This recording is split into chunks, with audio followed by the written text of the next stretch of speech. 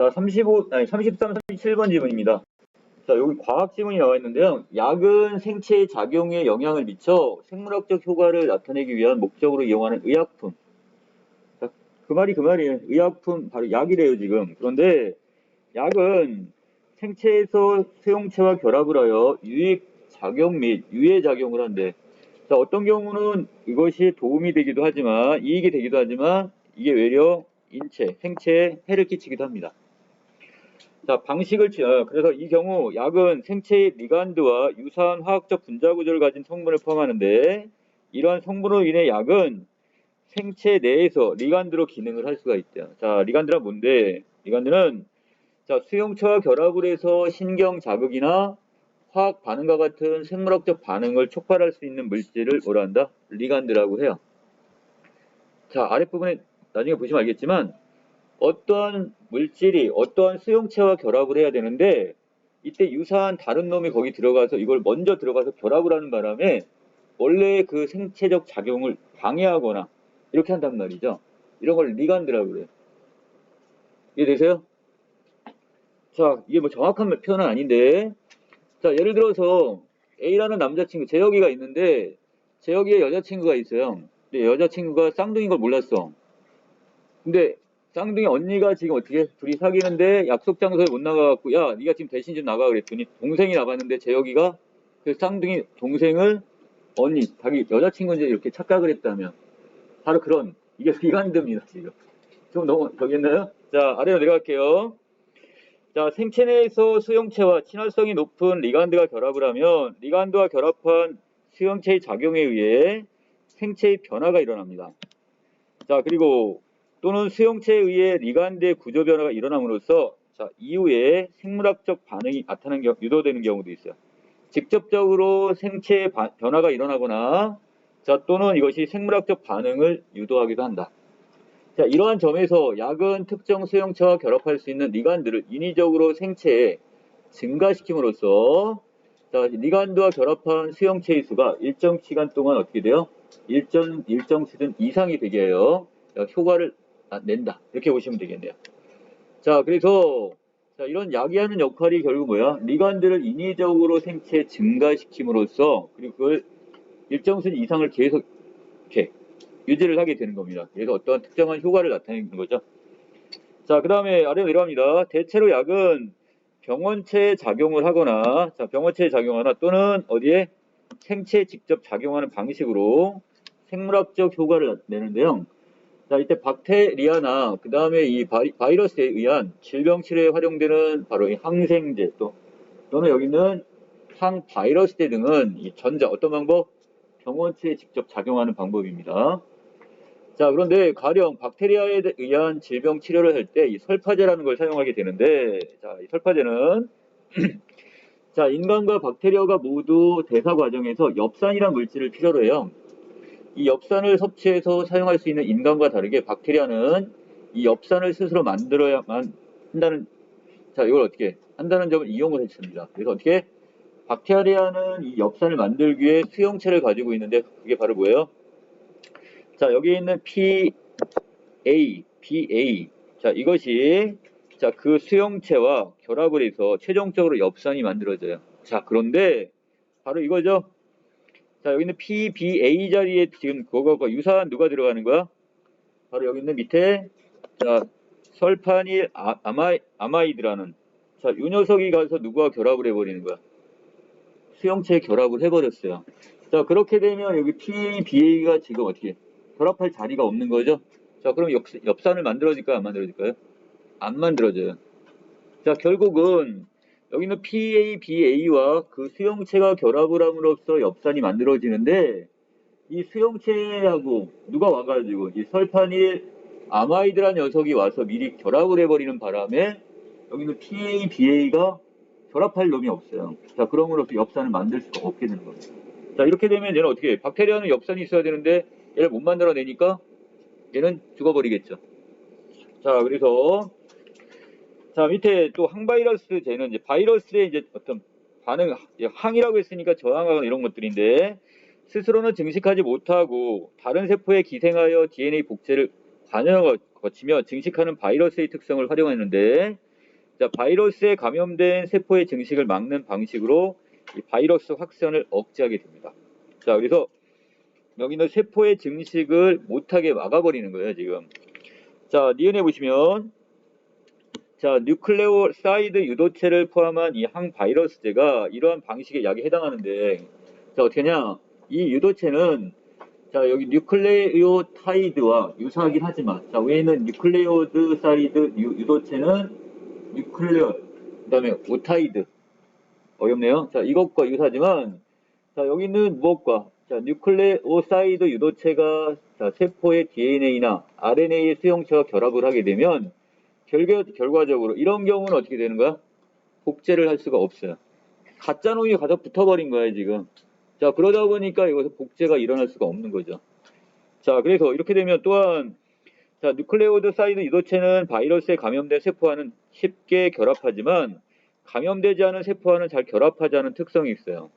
자, 그렇기 때문에 이 뉴클레오사이드 유도체는 바이러스에 감염된 세포들이 더 이상 증식하지 못하게 할 수 있으며 이를 통해 바이러스 확산도 억제할 수가 있네요. 그러니까 요 나쁜 병균한테만 가서 딱 세포들하고만 다 들러붙게 되니까 얘가 붙어버리면 뒤에는 증식 안 된다고 그랬죠. 그리고 정상적인 애는 살아남는단 말이죠. 정상세포는. 자, 그래서 그걸 이용을 해요. 자, 한편 신경작용제는 자, 신경 전달 물질의 어떤 작용에 관여하는 방식으로 사람의 정신이나 행동에 영향을 주는 생물학적 효과를 내는 약인데 자, 하나의 뉴런에서 발생한 전기 신호는 뉴런 말단에 도달해서 신경 전달 물질을 분비하게 되고 자, 이러한 신경 전달 물질은 또 연접한 그 주변에 있는 다른 뉴런에 존재하는 수용체, 화학 신호를 전달함으로써 연접한 뉴런 간의 신호를 전달하는 매개체의 역할을 합니다. 자, 이때 우울증과 관련된 것으로 알려진 신경 전달 물질은 뭐 세로토닌 많이 들어봤을 거예요. 또는 노르에피네프린은 자, 보통 후연접 뉴런 수용체에서 기능을 다합니다. 자, 여기 후연접이라는 말을 써놨습니다. 자, 그리고 전연접 뉴런에 재흡수되는 과정을 거치는데 자, 먼저 여기는 이 세로토닌이나 그 다음에 뒤에 있는 이 네프린은 자, 후연접에서 기능을 다한 다음에 전연접 뉴런에 재흡수되는 과정을 거치는데 이 과정에서 뉴런 간의 연접 틈새에서 세로토닌이나 그 다음에 노르에피네프린 자, 이 농도가 낮아지면 우울증이 나타나요. 그럼 어떻게 되는 거야? 이걸 다시 높여줘야 되겠죠? 우울증 안 생기게 하려면. 자, 그래서 자, 항우울제는 연접 틈새에서 이들 신경 전달 물질의 부족을 해소하는 방식으로 약효를 냅니다. 자, 그래서 자, TCA 이 항우울제는 자, 전연접 뉴런의 수용체와 결합을 해서 자, 신경 전달 물질의 재흡수가 일어나지 않도록 하는 방식으로 흡수가 안 되고 그냥 이게 남아있어 활성화되게. 자, 또 하나 SNRI 이 항우울제는 신경 전달 물질의 재흡수를 억제하거나 자, 또는 후연접 뉴런의 수용체와 결합하는 방식으로서 자, 연접 틈새에서 신경 전달 물질의 농도가 높아진 것과 같은 효과를 나타내게 됩니다. 자, 결국 TCA나 아니면 SNRI는 둘 다 결국 신경 전달 물질의 재흡수를 어떻게 하는가? 억제. 이렇게 하는 역할을 함으로써 이것을 활성화될 수 있게 하는 거죠.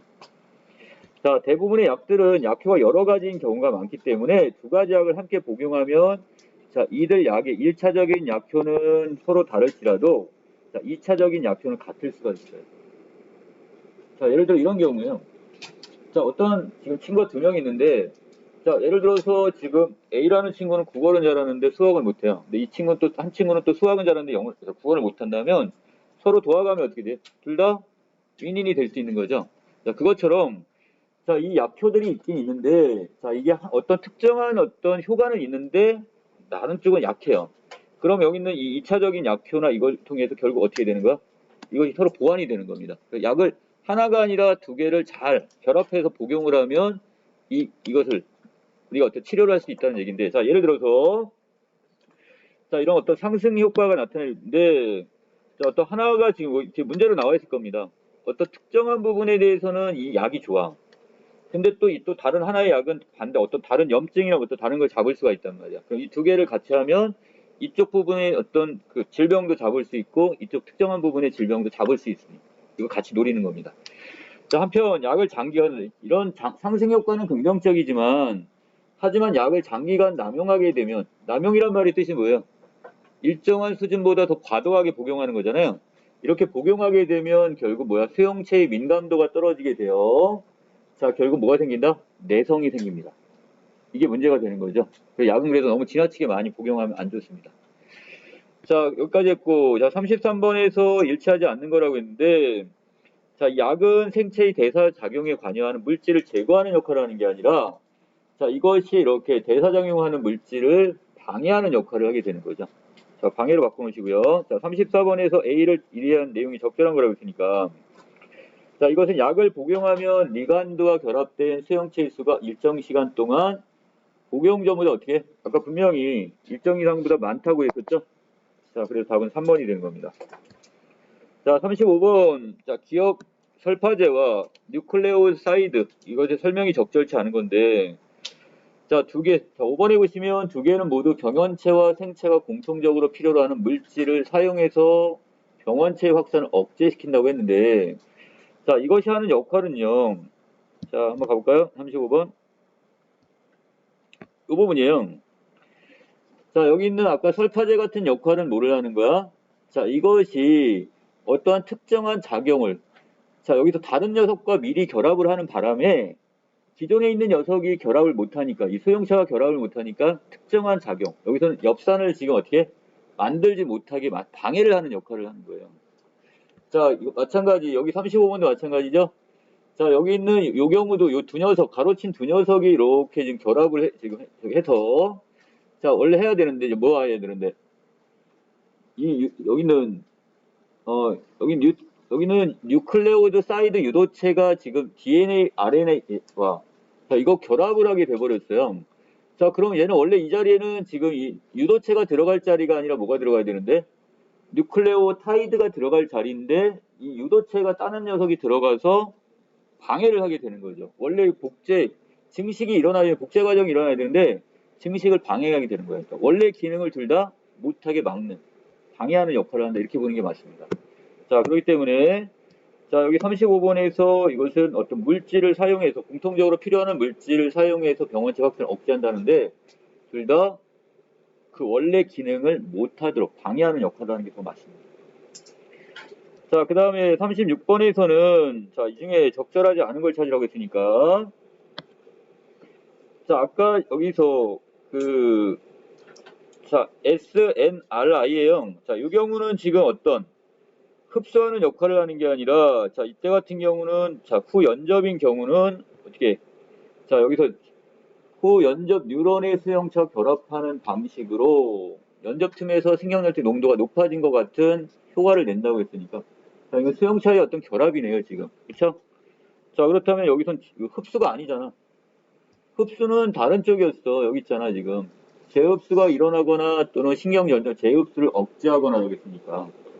얘는 지금 여기서는 수용체와 결합을 하는 거지, 이걸 흡수가 되는 건 아니잖아요, 지금. 의미가 좀 다르게 해석이 됐습니다. 자, 2번. 자, 그 다음에 37번에서 지금 이게 아까 얘기했던 두 가지 지금 효과인데, 하나만 가지고는 어떤 자극을 제대로 못 잡아내요. 자, 예를 들어서 여기 있는 이 히스타민은 알레르기와 염증의 발생, 그다음 위산 분비 등에 모두 관여하는 것으로 알려져 있대요. 여러분들 보통 이런 거 항히스타민제 많이 먹어요. 예를 들어 여러분들 아버님 같은 경우 오딱 좋아하시는 분은 어떻게 돼? 옷 오르지 말라고 이 약을 먼저 드신 다음에 먹는 경우도 계시단 말이야. 바로 이런 거예요, 지금.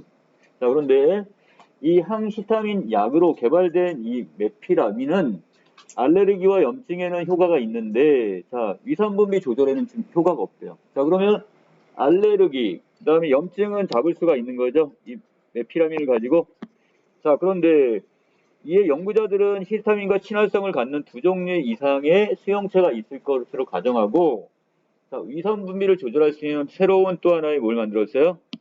자, 새로운 항히스타민 약을 또 개발을 했습니다. 둘 다 똑같이 항히스타민제예요. 그런데 이쪽에서 부족한 부분, 어떤 거야? 위산분비 부분은 안 되니까 이거를 얘가 지금 추가적으로 해서 둘이 보완이 되는 거죠, 지금. 자, 그래서 여기 적절치 않은 건데, 자, 여기서 모두 위산 분비를 조절하지는 못하죠. 메피라민 입장에선 뭐라고 했어? 여기 그 효과가 없다고 분명히 얘기를 했으니까 얘는 안 됩니다. 자, 밑에 있는 녀석을 그래서 새롭게 지금 개발을 하려고 하는 겁니다. 자, 여기까지인가요? 자, 정리 마치겠습니다.